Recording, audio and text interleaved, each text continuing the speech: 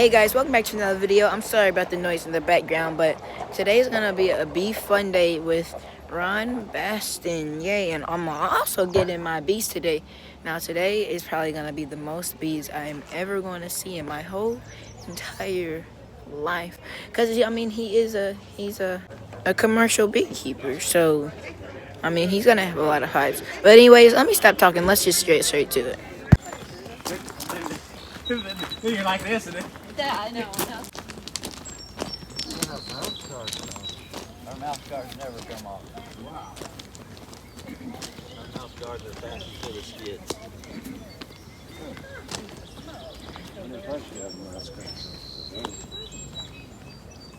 Most of them are set up with 3 deeps. So what we did in the spring, we added a 3rd deep to every one of these hives, and then we split that 3rd deep off of there and make another hive out of it, or we pull out of it to make new. So what we're doing now, we're in the process of coming in and pulling all these 3rd boxes off. A lot of them that you'll see over in here, the 3rd box has already been took off and the supers have been put on. So as soon as we pull the box off, we put a super on them then. All of them that have supers on them, we're getting ready to move them out of here. And hopefully in another couple of weeks, we'll have all of them moved out of here. And we'll only have maybe 24 hives or so. Yeah. I noticed you got, it looks like queen excluders on here.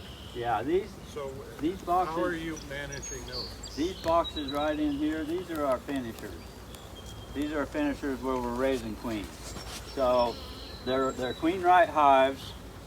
So the queen is in the bottom, and in this top box, we will come in here and we move all of our capped brood up to the top box.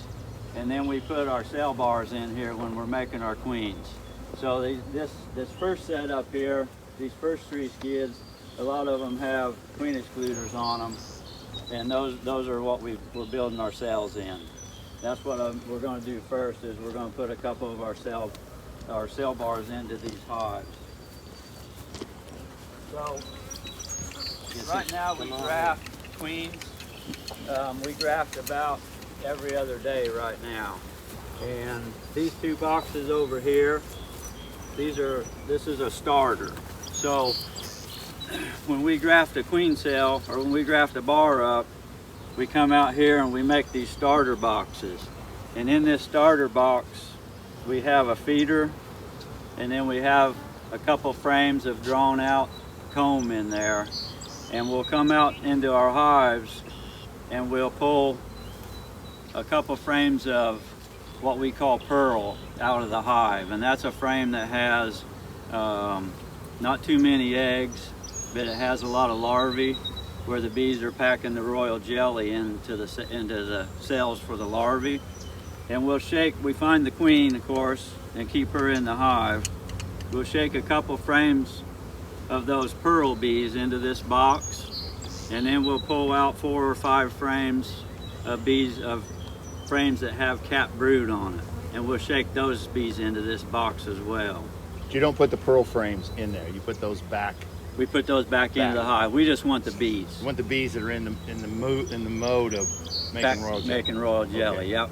So then we take our starter back up, and we usually put it in the warehouse where it's dark, a little bit cool, because all we want those bees to do is think about packing royal jelly. There'll be we feed protein patties, so there's a protein patty in here with them, and they're going to sit there for 24 hours.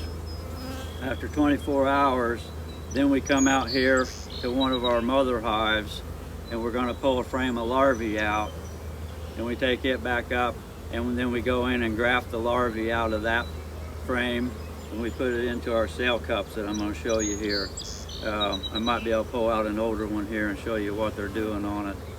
And we put that frame in here, we put it in here for 24 hours then. So these were grafted yesterday, and they've sat up there overnight, and the bees that are in there, all they're really doing is putting some royal jelly into the cell cup around that larvae. And now we bring them out here after 24 hours, and we're going to put them into our finisher. And now the finisher is going to draw out the queen cells and cap the queen cells. And it'll take them about 5 days to cap those queen cells. That's one they've been rolling out. Every one of our cell frames has 45 queen cells on it.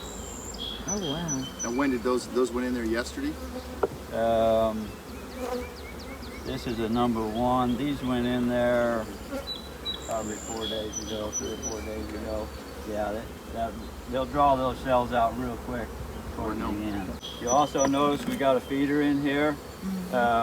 It's a division board feeder.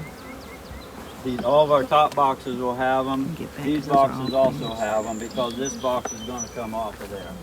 The reason we run these division board feeders, if we ever come in here, it's the first thing we look at when we open this hive to see if it's got feed in it for one thing. That means there's probably something wrong with the hive. If it's got dead bees that are on top of the syrup that's in here, that's the other sign we got something wrong with the hive. If your hive is good and healthy and you're running these, this feeder is going to be empty. And if you filled it up, this one is 1.5 gallons. If you filled this up, most of the time it's going to be empty in a couple of days. We've seen them empty them in a day before. Do you use one-to-ones? Yeah, well, we actually feed 55 corn syrup. So we're cutting it a little bit with water. Corn syrup's very thick, so we cut it with a little bit of water right now, so it's a little bit thinner. It's not quite a 1-to-1, but that's what I would recommend feeding right now is a 1-to-1. Ron, do you see any small hive beetle problems with those protein patties, like you do with pollen patties? We see a little bit of larvae in there, of the hive beetle larvae. Yeah. They're putting some stuff in them that's supposed to kind of drive the hive beetles away. But most of these hives we have some weak hives, and the weak hives are the only ones that we'll ever see hive beetles in. Our big, strong hives, they control the hive beetles. If you keep your hives big and strong, you're going to have hive beetles, but you're never going to have a lot of hive beetles.